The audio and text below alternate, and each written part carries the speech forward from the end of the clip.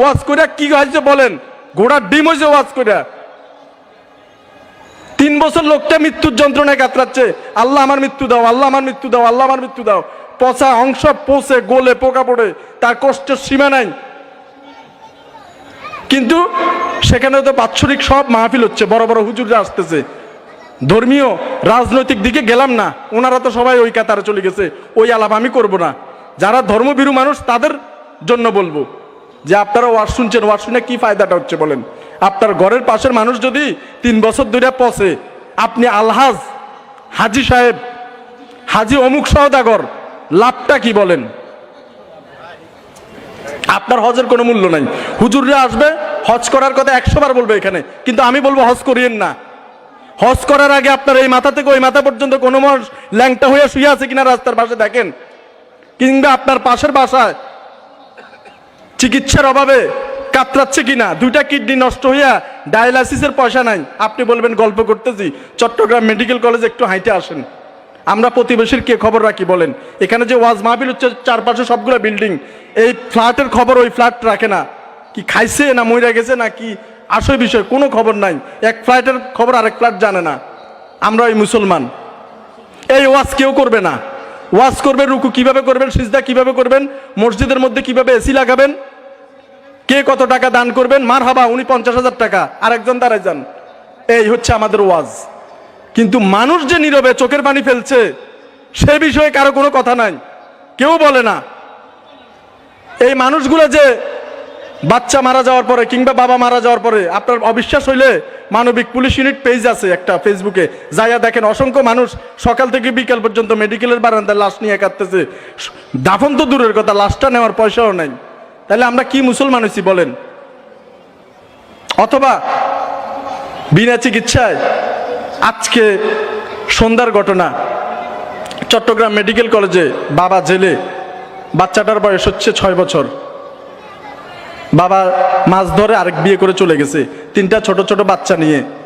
একটা বড়টার বয়স 6 বছর ছেলে, এই নাভিটা পচে নাভির পাশ দিয়ে পায়খানাগুলো বেরোচ্ছে এবং ছেলেটা মৃত্যুসজ্জায়। প্রতিদিন তার ইঞ্জেকশনের খরচ আসে প্রায় 5,000 টাকা করে, প্রতিদিন 5,000 টাকা। ডাক্তার আশা ছাইরা দিছে, বলছে যে বাঁচবে না বাচ্চাটা। কিন্তু বাচ্চার মা এতটা নিরুপায় যে 5,000 টাকা তো দৈনিক খরচ দূরের কথা, 5 টাকা 1 কাপ চা খাবে, ওই 5টা টাকাও তার কাছে নাই। কোনো রকম মানুষে যে ভিক্ষা দিছে ওইগুলা দিয়া বাচ্চাটা নিয়ে মেডিকেল পর্যন্ত আসছে। যখনই আমরা এটা পাইছি সংবাদটা, আমরা তাদের পাশে দাঁড়িয়েছি যে 5,000 না, প্রতিদিন যদি 50,000 টাকাও খরচ যায়, যে কয় লাখ টাকা লাগুক, সর্বোচ্চ চেষ্টা করবো আমরা এর চিকিৎসা করাবো। হায়াত মত আল্লাহ রাতে, এখনও চলমান আছে। আজকে 5 দিন ধরে চিকিৎসা চলতেছে। সন্ধ্যায় গিয়ে আজকে আপডেট নিয়ে আসছি, আগের থেকে কিছুটা ভালো আছে, তবে ডাক্তাররা এখন আশা দিচ্ছে না। কিন্তু বাচ্চাটা মরে যাবে জেনেও আমরা সর্বোচ্চ চেষ্টা করছি যাতে তার মা চোখ দিয়ে পানি না ফেলতে পারে যে আমার বাচ্চাটা বিনা চিকিৎসা মারা গেছে। ধর্ম তো হচ্ছে এটা। আপনি শুধু অমুক সাহেব টাকা জমছে আর হজ করতে চলে গেলেন, কি বাহবা পাচ্ছে এখানে। এখানে সাধারণত ঠাই পায় কাদের? প্রতি বছর যে সদাগর সাহেব হজ করে ওনার। আপনি মাদ্রাসায় 4টা গরু দিয়ে দিচ্ছেন, আপনার নাম হয়েছে হাজি সাহেবে গরু দিছে, কিন্তু আপনার পাশের প্রতিবেশী যে মানুষটা না খাই আছে, আপনার মানুষটা যে বিনা চিকিৎসা মারা গেছে, তার জন্য আপনারা কি করছেন?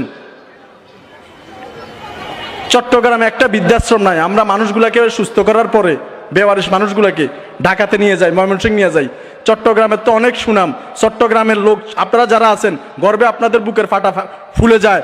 দেখি বলেন না একজনে চট্টগ্রামে একটা বৃদ্ধাশ্রম আছে যেখানে যাই একটা মানুষকে 10 বছর থেকে চট্টগ্রাম থেকে বয়স্ক মানুষদের নিয়ে সুস্থ করে বাইরে নিয়ে রেখে আসতে হয়। চট্টগ্রামে রাখার কোনো জায়গা নাই। আপনারা এত বড় কলিজাওয়ালা লোক, কুকুর বিড়ালের মতো রাস্তায় মানুষ মারা যায়। আপনারা তো ইচ্ছে করলে চট্টগ্রামের এত সমাজসেবক, এত বড় বড় দানশীল ব্যক্তি আছে, এত বড় বড় আলহাজ মৌলবী মাওলানা আছে। চট্টগ্রাম হচ্ছে কি 12 আউলিয়ার দেশ বলে। 12 আউলিয়া বলতে আপনাদের কলিজাটা বড় হয়ে যায়। সেই 12 আউলিয়ার দেশে কি করছেন বলেন? এমন কোনো একটা ঘর আছে?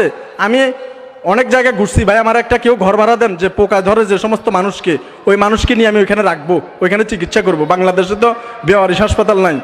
চট্টগ্রামের কোনো জায়গায় আমাকে ঘর ভাড়া দেয় নাই, যে যখন শুনে যে পচা পোকা ধরা ক্যান্সার আক্রান্ত লোকগুলো এখানে নিয়ে আসবো তখন আর আমাকে ঘর ভাড়া দেয় না। এটা হচ্ছে আমাদের চট্টগ্রামের 12 আউলিয়ার মাটি। আর এই 12 আউলিয়ার যে ওরস যারা আছেন, যে বড় বড় পীর ফকির যারা আছেন, এটাই হচ্ছে আমাদের নমুনা। কি লাভ এই সমস্ত বড় বড় ওয়াজ মাহফিলের? সন্ধ্যা থেকে সকাল পর্যন্ত আপনারা বসে ওয়াজ মাহফিল শুনতেছেন, কিন্তু কাজের বেলায় কিছুই না, সারা দিন দোকান করতেছেন। কে কিভাবে কত টাকার মালিক হবে? কিন্তু আমাদের এখানে যারা কমই লাইনে আছে, তারা তাবলিগকে আরও প্রতিষ্ঠা করার জন্য আরও চেষ্টা চালিয়ে যাচ্ছে, তারা কমি মাদ্রাসা প্রতিষ্ঠা করার জন্য আরও প্রচেষ্টা চালিয়ে যাচ্ছে। মোড়ে মোড়ে এখন মাদ্রাসা হয়ে যাচ্ছে। আলহামদুলিল্লাহ, ইসলামের জন্য এটা একটা ভালো উদ্যোগ, আগায় যাচ্ছে, ওনাদের ধন্যবাদ জানাচ্ছি। যারা জশ্নে জুলুস করে, ওনারা প্রতি বছর দেখি যে মিছিলটা লম্বাচ্ছে, আরও লম্বা হচ্ছে, অনেক টাকা পয়সা খরচ হচ্ছে, ওনাদেরকেও ধন্যবাদ। আপনারাও কাজ করছেন, আগায় যাচ্ছে, মানুষ তো বাড়তেছে ইসলামী লাইনে। যারা ভান্ডারি লাইনে আছেন, মানুষ আগে যত দেখতাম যে গরু টরু দিত, এখন দেখি যে আরও বেশি দিচ্ছে, অনেক মানুষ জমায়েত হচ্ছে। হ্যাঁ, ভান্ডারি লাইনেও অনেক উন্নতি হচ্ছে, সব লাইনে উন্নতি হচ্ছে, কিন্তু প্রকৃত অসহায় যে মানুষরা, তাদের জন্য কিচ্ছু হচ্ছে না। মানুষের মধ্যে মনুষ্যত্ব মরে গেছে, কিন্তু কে কোন আকীদাতে আছে শুধু ওইটারে টানতেছি আমরা। কিন্তু আমাদের ভুলে যেতে হবে, আমরা সবাই মুসলমান, আমরা সবাই একই ছাতার মানুষ, সবাই আল্লাহর কাছে যাব। আমাদের চেষ্টা হবে অসহায় মানুষের জন্য। আমরা যা কিছু করব অসহায় মানুষের জন্য করব, আল্লাহকে রাজি খুশি করার জন্য। পৃথিবীর সবচেয়ে বড় ইবাদত, আমি যেটা আমার ব্রেনে মানি, স্রষ্টার সৃষ্টিকে সেবা করা হচ্ছে পৃথিবীর সবচেয়ে বড় ইবাদত। আপনি নামাজ রোজা হজ যাই করেন, একজন মানুষ যদি আপনার সামনে বিনা চিকিৎসায় মরে যায়, আমি জানি না, আমার মতে আপনার হজ কবুল হবে না, আমার মতে আপনার নামাজ কবুল হবে না, আপনার ওয়াজে বসা কোনো কথাই কবুল হবে না। আপনারা সবাই এখানে বড় বড় হোটেলগুলোতে খাচ্ছেন, হোটেলের বাইরে যে অসংখ্য মানুষ দাঁড়ায় আছে, কোনোদিন কি জিজ্ঞাসা করছেন মেজবান খাচ্ছেন? চট্টগ্রামের ঐতিহ্যবাহী খাবার মেজবান। আমার ধারণা মতে মেজবান হচ্ছে যে বাবা মা মরে গেছে, তাদের যাতে সোয়াব যায়, এই গরিব দুঃখী মানুষকে নিয়ে এসে খাওয়ানো। কিন্তু মেজবান হচ্ছে কি, বড় বড় যত হোটেল আছে সব হোটেলের মধ্যে 500 টাকা, 800 টাকা, 1000 টাকা মেজবানের প্যাকেজ। আপনারা বন্ধু বান্ধব যায় মন ভরে মেজবান খাচ্ছেন, অথবা কমিউনিটি সেন্টারে বাপমাত দেওয়ার জন্য মেজবান দিচ্ছেন, প্রাইভেট কার নিয়ে সেখানে ঢুকতেছে খাওয়ার জন্য। গরিব মানুষ কেউ এখানে ঢুকতে পারে না বড় বড় কমিউনিটি সেন্টারে মেজবান খাওয়ার জন্য। এটা হচ্ছে আপনাদের চট্টগ্রাম। এই জন্য বড় বড় হুজুরের ওয়াজ না শুনা, কিচ্ছা কাহিনী না শুনা, উপরওয়ালা যেভাবে সন্তুষ্ট থাকবে, আল্লাহ যেভাবে রাজি খুশি হবে, সেই কাজ করেন। কোনো মানুষ যাতে আপনার আশপাশে বিনা চিকিৎসায় না মারা যায় ধুকে ধুকে। কিডনি নষ্ট, অনেক মানুষ আছে 2টা কিডনি নষ্ট, একবার ডায়ালিসিস করতে সর্বনিম্ন মেডিকেল 5000 টাকা লাগে। আরে ভাই, এক মাসে অন্তত 25,000 30,000 টাকা বেতন পান, এক মাসে অন্তত একটা ডায়ালিসিসের পয়সা দিয়ে দেন না। এত পয়সা দিয়ে কি করবেন? চট্টগ্রামের প্রত্যেকটা বিল্ডিংওয়ালা লোককে জমিদার বলা হয়। কিভাবে প্রতি মাসে ঘর ভাড়া 12,000 থেকে 13,000 বাড়ানো যাবে, বছরে 20 থেকে 22, 22 থেকে 24, 24 থেকে 28, কিভাবে ঘর ভাড়া বাড়াইতে পারবে? একটা বিল্ডিং থেকে 2টা বিল্ডিং বানাতে পারবে। সদগর সব কিভাবে একটা দোকান থেকে 2টা দোকান করতে পারবে। সিঙ্গারা 5 টাকার জায়গা কিভাবে 8 টাকা করবে, 8 টাকা জিলাপি 10 টাকা করবে।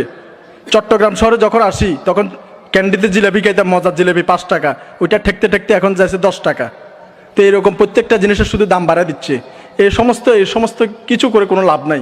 আপনাদের সবার প্রতি অনুরোধ, যদি সম্ভব হয় মানুষের সেবা করেন। প্রতি মাসে অন্তত একদিনের বেতন অথবা একদিনের ব্যবসার টাকা এই সমস্ত অসহায় মানুষের পিছিয়ে আপনারা আপনাদের আত্মীয় স্বজন যারা আছে তাদেরকে দান করে দিবেন। এখানে আসছে অন্তত ছোট্ট একটা ওয়াদা আপনাদের কাছে নিই, আপনাদের একদিনের ইনকাম আপনারা অসহায় মানুষদের মধ্যে আপনাদের এলাকায় দিবেন কিনা একটু হাত তুলেন ইনশাল্লাহ। আমারও বক্তব্য, আর কিছু বলার নাই, যাতে কোনো মানুষ বিনা চিকিৎসায় অথবা রাস্তার পাশে ধুকে ধুকে না মরে। যদি পারেন দেখেন কিছু খাবার কিনে দিবেন, অথবা চিকিৎসার জন্য পারলে কিছু টাকা পয়সা দিবেন, বা এলাকার মধ্যে থেকে তুলে নিয়ে একজন কমিটি করে তাকে চিকিৎসা করানোর ব্যবস্থা করবেন। এটাই হচ্ছে সত্যিকারের ইবাদত। আর অন্য কোনো কিছুর মধ্যে আল্লাহ এত রাজি খুশি হবে না। আল্লাহ সৃষ্টি একটাকে যদি আপনি ভালোবাসেন, এটার মধ্যে আল্লাহ সবচেয়ে বেশি সন্তুষ্ট হবে। সবার মানবিকতা যাতে আল্লাহ বৃদ্ধি করে এই দোয়া করি, আমার জন্য দোয়া করবেন। আসসালামু আলাইকুম।